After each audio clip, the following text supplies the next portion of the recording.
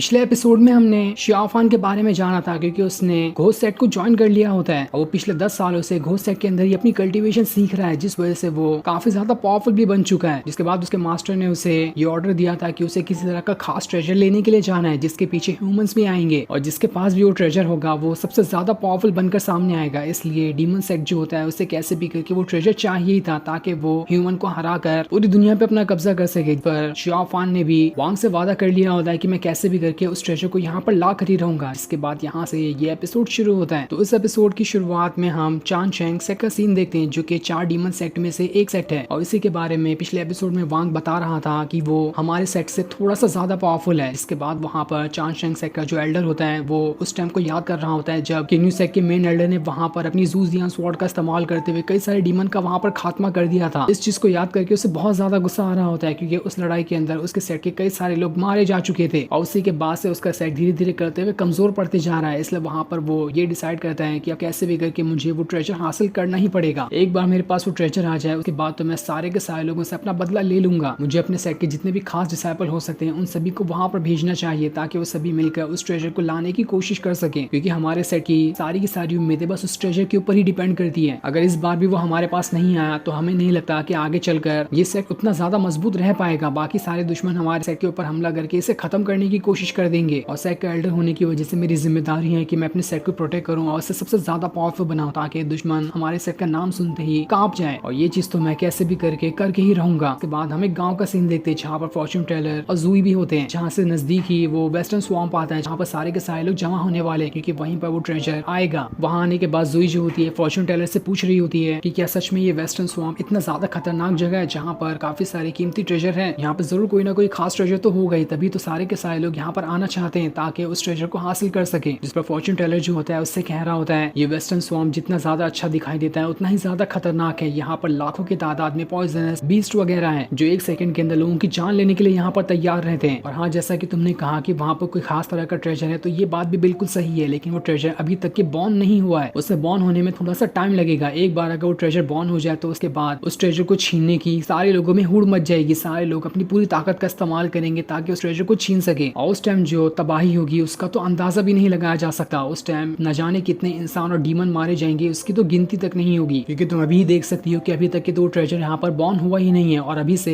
Human और demon कितना ज्यादा आपस में फाइट कर रहे हैं ताकि सबसे पहले उस ट्रेजर को हासिल कर सके। इसलिए उस ट्रेजर को हासिल करना इतना आसान काम नहीं होगा, जो सबसे ज्यादा पावरफुल होगा वही उस ट्रेजर को हासिल कर पाएगा। तो वहीं हम कुछ ह्यूमन और डीमन के बीच हो रही फाइट को देखते हैं जहाँ पर डीमन थोड़े ज्यादा पावरफुल दिखाई दे रहे थे, लेकिन तब वहाँ पर उनके अटैक को खत्म करने के लिए जूकी आ जाती है जो अपने फॉर्मेशन की पावर का इस्तेमाल करते हुए कई सारे डीमन को वहाँ पर मार गिराती है और उसके फॉर्मेशन के सामने तो कोई भी नहीं टिक पा रहा था। जिसके बाद अब देखते ही देखते वहाँ पर त्यानिन टेम्पल के मॉन्क और फैंशियान वैली के जो भी लोग होते हैं वो सारे वहाँ पर आकर जमा हो चुके हैं। ये देखकर तो सारे के सारे डीमन वहाँ पर घबरा जाते हैं और उन्हें समझ आ चुका था कि वो इतने सारे लोगों से एक साथ यहाँ पर फाइट नहीं कर सकते, इसलिए वो वहाँ से भागने का ही डिसाइड करते हैं। जिसके बाद सारे के सारे डीमन ने डर के मारे वहाँ से भागना शुरू कर दिया था और अब यहाँ पर तीनों की तीनों सेट आपस में आकर मिल गए होते हैं जो सभी यहाँ से डीमन का मुकाबला करते हुए उस ट्रेजर को हासिल करने के लिए जाएंगे, जिसमें किन्यू सेट फैंशियान वैली के लोग और त्यानिंग टेम्पल के मॉन्क वगैरह होते हैं। जहाँ आने के बाद सारे लोग एक दूसरे को ग्रीट कर रहे होते हैं क्योंकि आगे से सभी को एक टीम की तरह इस मिशन को पूरा करना होगा, क्योंकि अगर वो सभी अलग हो जाएंगे तो डीमंस तो वैसे ही यहाँ पर उनका खात्मा कर सकते हैं। इसलिए सारे लोग यहाँ पर ये डिसाइड करते हैं कि चलो अब टाइम आ चुका है डीमन को उनकी औकात दिखाते हुए उस ट्रेजर को हासिल करने का। उन्हें भी तो समझ में आना चाहिए कि हम यहाँ पर आखिर क्या करके दिखा सकते हैं। उसके बाद सारे के सारे लोगों ने उसी तरफ बढ़ना शुरू कर दिया था जहाँ पर उन्हें शक होता है कि वहाँ पर वो ट्रेजर बॉर्न होने वाला है। उसी तरफ हम उस वाइल्ड डॉग को देखते हैं जो आगे बढ़ते हुए काफी ज्यादा परेशान दिखाई दे रहा था। उसे तो समझ ही नहीं आ रहा होता है कि अब वो आगे जाए तो जाए कहाँ। उसका सेट भी उससे छूट गया था और उसने शियाफान के साथ ना रहने का डिसाइड किया होता है ताकि वो अकेले ही अपना नया सफर शुरू कर सके। तब उसे आगे बढ़ते हुए गांव के अंदर फॉर्च्यून टेलर और जूई दिखाई देते हैं जो वहाँ पर सभी को उनका भविष्य बता रहे होते हैं क्योंकि फॉर्च्यून टेलर का तो काम ही यही है उनका भविष्य बताना पैसों के बदले। जो देखकर तो वो जो वाइल्ड डॉग होता है सोच रहा होता है ये लोग तो यहाँ पर बिल्कुल फ्रॉड कर रहे हैं, ऐसा थोड़ी पॉसिबल है कि कोई भी किसी का फ्यूचर बता दे, ये तो बिल्कुल नामुमकिन के बराबर है। इन लोगों को पैसा देना बिल्कुल पैसे की बर्बादी होगी। और इतना कहने के बाद वो वहाँ से चला जाता है। जिसके बाद वहाँ पर चान शेंग सेट के डिसाइपल आ चुके थे जो सभी यहाँ पर आकर इस गाँव वाले को भगाने वाले होते हैं। ये देखकर गाँव के जितने भी लोग होते हैं वहाँ पर चान शेंग सेट के सभी लोगों से कह रहे होते हैं तुम लोग यहाँ पर हर बार आते हो, हमें परेशान करने की कोशिश करते हो, इसलिए आज हम तुम्हें नहीं छोड़ने वाले। जिसके बाद वो लोग वहाँ पर चान शेंग सेट के जो डिसाइपल होते हैं उनसे फाइट करने की तैयारी करने लगते हैं, लेकिन वो लोग वहाँ पर कुछ भी नहीं कर पाते और चान शेंग सेट के डिसाइपल ने उन सभी को वहाँ पर मारकर दूर फेंक दिया होता है। जिसके बाद वहाँ पर जो एक सीनियर डिसाइपल होता है सारे अपने साथियों से कह रहा होता है एक एक को पकड़कर यहाँ पर खत्म कर दो, अगर वो यहाँ से भाग जाते हैं तो ठीक है, लेकिन अगर किसने भी यहाँ पर रुकने का डिसाइड किया तो वो जिंदा नहीं बचना चाहिए। जो सुनकर तो सारे के सारे लोग वहाँ से भागना शुरू हो जाते हैं। तब वहाँ पर जूही के पास एक यंग मास्टर आता है जो कि वांडू सेक्ट का यंग मास्टर है, जो खुद भी एक डीमन सेक्ट ही है, 4 डीमन सेक्ट में से एक। और इस यंग मास्टर का नाम वू यान होता है, जो यहाँ पर आने के बाद जूही से कह रहा होता है क्या तुम मेरा भविष्य देखकर बता सकती हो कि जिस रास्ते में मैं अभी जा रहा हूँ वहाँ पर मुझे जाने के बाद सक मिलेगी भी या फिर नहीं, क्योंकि मैं अभी यहाँ से वेस्टर्न स्वाम्प के अंदर ही जा रहा हूँ ताकि वहाँ से देख सकूँ कि आखिर वहाँ पर चल क्या रहा है। फिर जूही जो होती है वो उसे कह रही होती है क्यों नहीं, मैं तुम्हें बता सकती हूँ कि आगे तुम्हारा लक अच्छा होने वाला है या फिर बुरा, लेकिन उससे पहले तुम्हें तुम्हारा नाम इस पेपर के ऊपर मुझे लिख कर देना होगा। तभी वहाँ पर चांगशेंग सेकेंड जो डिसाइपल होते हैं वो सभी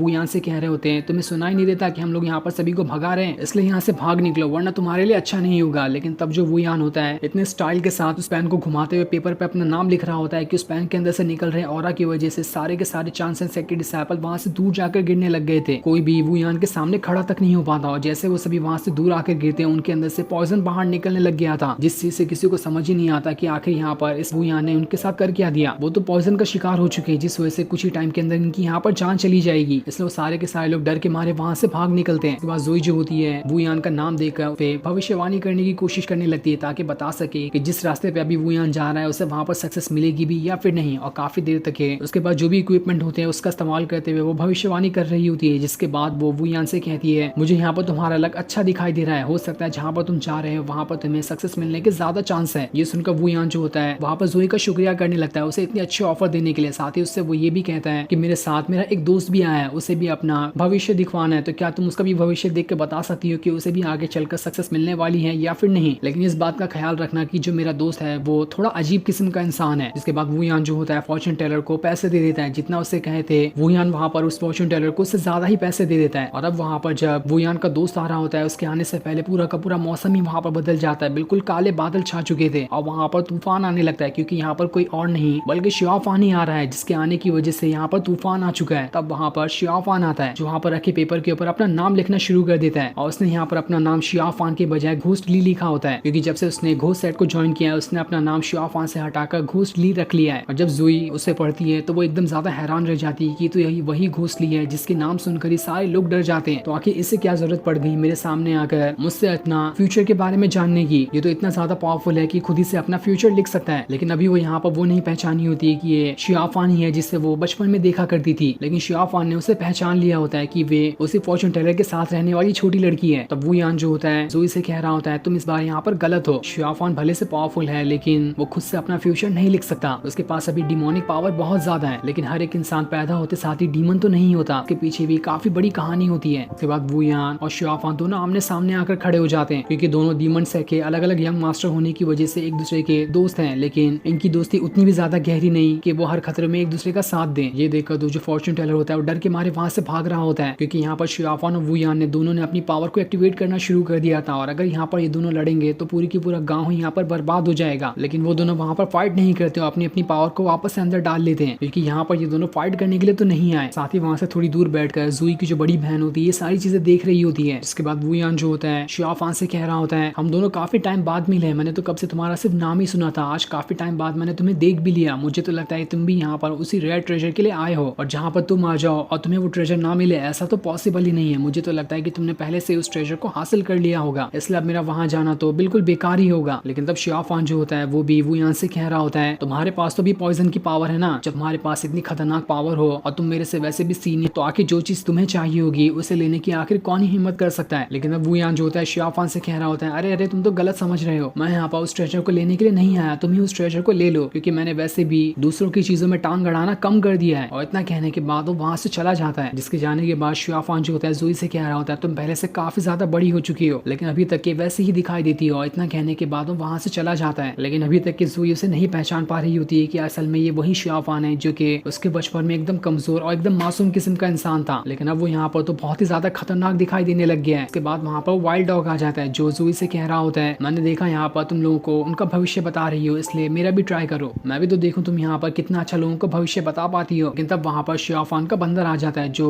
वाइल्ड डॉग को वहाँ पर भगाने की कोशिश कर रहा होता है, क्योंकि उससे उस वाइल्ड डॉग के इंटेंशन सही नहीं दिखाई दे रहे थे। इसके बाद जोई जो होती है वाइल्ड डॉग को देखकर कह रही होती है तुम्हारी शक्ल तो बहुत ही ज्यादा अजीब है, मैंने ऐसे इंसान को लाखों में एक को देखा होगा और जितनी अजीब तुम्हारी शक्ल है उतनी अजीब ही तुम्हारी किस्मत किस्मत भी है। मुझे नहीं लगता कि आगे चल के तुम्हारे पास कोई भी लक आने वाला है। तुम जहाँ पर भी जाओगे वहाँ तुम्हारे साथ मुसीबत ही चलेगी। ये सुनकर तो वाइल्ड डॉग को काफी ज्यादा गुस्सा आ जाता है। वो वहाँ पर चिल्लाना शुरू कर देता है कि तुम तो किसी काम के नहीं हो, तुम खाली यहाँ पर लोगों को बेवकूफ बनाने का काम करती हो, इसलिए मैं तो तुम्हें यहाँ पर तुम्हारे इस काम को करने के पैसे भी नहीं दूंगा। इसके बाद वो वहाँ से जाने लगता है, लेकिन जैसे वो थोड़ी दूर आता है वहाँ पर शियाफान का बंदर आ जाता है जो पूरे गुस्से के साथ वाइल्ड डॉग के ऊपर अटैक करना शुरू कर देता है ताकि उसके अंदर से उसके पैसे छीन सके। जिसके बाद उसके अंदर से पैसे निकाल कर जूही को लाकर दे देता है। ये देखो तो वाइल्ड डॉग भी हैरान था कि आखिर ये बंदर किसका है जिसके अंदर इतनी ज्यादा ताकत आ चुकी है जो मुझसे पंगा लेने के लिए आ गया। लेकिन अभी वो यहाँ पर शांत हो जाता है और उसे कहता है देख लेना, मैं बाद में आकर तुमसे इसका बदला जरूर लूंगा। और इतना कहने के बाद वहाँ से चला जाता है। इसके जाने के बाद जूही जो होती है उस बंदर से कह रही होती है तुम्हारा बहुत बहुत शुक्रिया, तुमने तो यहाँ पर मेरा काम आसान कर दिया। जिसके बाद वो उसे खाने के लिए कुछ दे देती है। ये देखकर तो बंदर भी काफी ज्यादा खुश हो गया था, इसलिए वो खाने की चीज लेकर वहाँ से शियाफान के पास जाने के लिए निकल जाता है। तब वहाँ पर जूही की बड़ी बहन आती है जो जूही से कह रही होती है तुम इतनी बड़ी हो गई हो लेकिन अभी तक तुम कैंडी वगैरह खाया करती हो, तभी तो तुमने अपनी कैंडी इस बंदर को दे दी। तब अपनी बड़ी बहन को देखकर तो जूही वहाँ पर काफी ज्यादा खुश हो जाती है। उसके बाद वो सभी भी वहाँ से वेस्टर्न स्वैम्प पे जाने के लिए निकल जाते हैं। दूसरी तरफ हम चांगचेंग के डिसाइपल को देखते हैं जो सभी उसी वेस्टर्न स्वैम्प के अंदर होते हैं। वहाँ आने के बाद वो किसी खास जगह की तलाश कर रहे होते हैं। जिसके बाद अपने साथियों से कहते हैं जल्दी से जाकर हमारे एल्डर को इस बारे में बताओ कि हमें सही रास्ता मिल चुका है जहाँ पर हमें वो ट्रेजर मिल सकता है। इधर जूही अपनी बड़ी बहन के साथ वहाँ से उसी वेस्टर्न स्वैम्प के अंदर आ जाती है। जहाँ आने के बाद उससे पूछ रही होती है कि क्या तुम मुझे बता सकती हो कि ये अजीब सी जगह कैसी है और यहाँ पर तुम मुझे क्यों लेकर आई हो। लेकिन अभी वहाँ पर उसकी जो बड़ी बहन होती है उसे कुछ भी नहीं बताती और उसे कह रही होती है बस तुम शांत रहो, तुम्हें धीरे धीरे करते हुए सारी चीजें मालूम पड़ जाएगी। लेकिन जैसे वो सभी थोड़ी दूर आते वहाँ पर कई सारे मॉन्स्टर ने उन्हें वहाँ पर घेर लिया था। लेकिन तब वहाँ पर जूही की जो बहन होती है वो अपने ऑरा को एक्टिवेट करते हुए सारे के सारे मॉन्स्टर का वहाँ पर 1 सेकंड के अंदर ही खेल खत्म कर देती है। तब वहाँ पर वो यान आता है। यहाँ पर आने के बाद जूही की बड़ी बहन से कह रहा होता है तुमने तो मुझसे कहा था कि तुम मेरे साथ किसी इंपॉर्टेंट काम को डिस्कस करने के लिए आओगी, लेकिन तुम तो अभी तक वहाँ पर आई ही नहीं और देखो तुम मुझे यहाँ पर मिल गई हो। जिस पर जूही की जो बड़ी बहन होती है वो यान से कह रही होती है तुम्हें पता है 3 दिनों पहले मेरे ही हुआन सेट का डिसाइपल 10,000 पॉइजन सेट के किसी बंदे के हाथों मारा गया था। उसके पास भी पॉइजन की पावर थी, तो इसलिए मुझे शक है कि उसे मारने वाला कोई और नहीं बल्कि वो तुम ही थे। जिस पर वो यान कह रहा होता है आखिर मैं अपनी पॉइजन की पावर का इस्तेमाल करते हुए तुम्हारे सेट के डिसाइपल को क्यों ही मारूंगा। वैसे भी ये मैटर हमारे वांडू सेट के रिलेटेड कुछ भी नहीं है, हमारी सेट की तो तुम्हारे सेट के साथ कोई दुश्मनी भी नहीं, तो आखिर मैं तुम्हारे वहाँ पर जाकर डिसाइपल को क्यों ही मारूंगा। इसलिए तुम्हें मामले की पहले अच्छे से जांच कर लेनी चाहिए कि आखिर किसने वहाँ पर ऐसी हरकत करने की कोशिश की। इससे जूही की जो बड़ी बहन होती है वो जूही से कह रही होती है तुम थोड़ी देर के लिए यहाँ पर रुको, मैं कुछ टाइम में यहाँ पर वापस आती हूँ। और इतना कहने के बाद वो वहाँ से चली जाती है। अब वहाँ पर काफी तेज बारिश होना स्टार्ट हो गई थी जिस वजह से फॉर्चून टेलर और जूही एक पेड़ के नीचे आकर खड़े होते हैं। तब वहाँ पर शियाफान का बंदर भी आ जाता है जिसका मतलब साफ था कि शियाफान भी यहीं कहीं आसपास ही होगा। तब वहाँ पर वाइल्ड डॉग आता है जिसके पास एक छतरी भी थी। वो वहाँ पर आने के बाद जूही को भीगते हुए देखकर ये सोच रहा होता है कि जैसे मैं इसके पास जाऊंगा और ये मेरे पास छतरी देखेगी तो वो काफी ज्यादा खुश हो जाएगी और मेरे सामने आकर विनती करने लगेगी कि मुझे भी अपनी छतरी में ले लो। तब उस टाइम मैं थोड़ा नखरे दिखाने के बाद उससे अपनी छतरी में ले लूंगा। लेकिन जैसे ही वो ये सारी चीजें सोच रहा होता है उसके कुछ कहने से पहले जूही जो होती है उससे कह देती है तुम अपनी छतरी अपने पास रखो, मैं यहाँ पर ऐसे ही ठीक हूँ। जो सुनकर तो वाइल्ड डॉग भी एकदम ज्यादा हैरान रह जाता है कि इसने तो मुझे ऑफर दिए बगैर ही यहाँ पर रिजेक्ट कर दिया। पर तब भी उसे यहाँ पर जूही के ऊपर दया आ गई होती है, इसलिए वो अपना अम्ब्रेला जो होता है जूही को दे देता है ताकि वो यहाँ पर भीग कर बीमार ना हो जाए। ये देखकर जूही जो होती है वाइल्ड डॉग से कह रही होती है तुम तो बहुत अच्छे इंसान हो जो तुमने यहाँ पर मेरी मदद की। ये सुनकर वाइल्ड डॉग जो होता है उससे कह रहा होता है मैं और अच्छा इंसान ऐसा कभी हो ही नहीं सकता, तुम जानती भी हो मैं एक डीमन सेट से आता हूँ, मैं बहुत ही बुरा इंसान हूँ जो कि इंसानों के लिए बहुत ज्यादा बड़ा खतरा है, मैं तो तुम्हारे जैसे लोगों को मार डालता हूँ, कोई भी मेरे सामने नहीं टिक पाता। ये सुनकर जो फॉर्चून टेलर जो होता है वो वहाँ पर वाइल्ड डॉग का ही मजाक उड़ाना शुरू कर देता है कि तुम और लोगों के लिए खतरनाक होगे, ऐसा तो कभी हो ही नहीं सकता, जरा अपनी शक्ल को तो देखो, तुम ऐसी शक्ल लेके सिर्फ बच्चों को ही डरा सकते हो, उसके अलावा कोई भी तुमसे थोड़ी डरेगा। जो सुनकर तो वाइल्ड डॉग को भी काफी ज्यादा गुस्सा आ रहा होता है और वो वहाँ पर फॉर्चून टेलर को मारने वाला होता है, लेकिन तब भी वो वहाँ पर रुक जाता है क्योंकि उसके मारने से पहले ही फॉर्चून टेलर पीछे मुड़ते हुए पानी में जाकर गिर चुका था, इसलिए वो वहाँ पर उसका मजाक उड़ाना शुरू कर देता है। जिसके कुछ टाइम बाद वहाँ पर बारिश भी खत्म हो चुकी थी और जैसे बारिश वहाँ पर खत्म होती है वहाँ पर शियाफान के बंदर को अजीब सा तालाब दिखाई देता है जो कि असल में वो तालाब नहीं बल्कि एक मॉन्स्टर का घर था जिसके अंदर से वो मॉन्स्टर निकल कर अपनी पूरी पावर को एक्टिवेट करते हुए वहाँ पर वाटर को कंट्रोल करना शुरू कर देता है। जिसके बाद वो वहाँ पर अपने रियल फॉर्म में आ चुका था और वो वहाँ पर आने के बाद जूही के ऊपर अटैक कर देता है। पर जैसे उसका अटैक यहाँ पर लगता है इससे पहले वहाँ पर उसकी बड़ी बहन आ जाती है जो उस मॉन्स्टर के ऊपर अटैक करते हुए उसे वहाँ से दूर फेंक देती है, लेकिन तब भी वो बचकर वहाँ से भाग रहा होता है। पर जैसे वो वहाँ से भागकर दूर जा पाता है इससे पहले वहाँ पर शियाफान आ जाता है जो दूर से ही अपनी पावर का इस्तेमाल करते हुए जैसे अपनी मुट्ठी बंद करता है वो पानी वाला मॉन्स्टर शियाफान से बहुत ही ज्यादा दूर था, लेकिन तब भी वो शियाफान की मुट्ठी बंद करने की वजह से वहां पर उसकी पूरी बॉडी के चीथड़े उड़ गए होते हैं और वो एक ही सेकंड के अंदर वहां पर मारा जाता है। उसके बाद वहां पर शियाफान आता है जो जोई से कह रहा होता है क्या तुम यहाँ पर ठीक हो, और अब यहाँ पर वुयान भी आ चुका था जो वहां पर आने के बाद उस मॉन्स्टर को देख रहा होता है, जिस वजह से उससे पता चलता है कि ये मॉन्स्टर भी यहाँ पर मारा जा चुका है। उसके बाद शियाफान, वुयान और जोई की जो बड़ी बहन होती है वो तीनों आपस में आकर एक साथ खड़े हो जाते हैं। ये देखकर तो फॉर्चून टेलर भी हैरान था कि आखिर ये तीनों एक साथ मिल कैसे गए, इन सभी के तो सेट बिल्कुल अलग अलग है, तो आखिर इसके पीछे वजह क्या हो सकती है। उसे लग रहा होता है कि हो ना हो जोई की जो बड़ी बहन है वो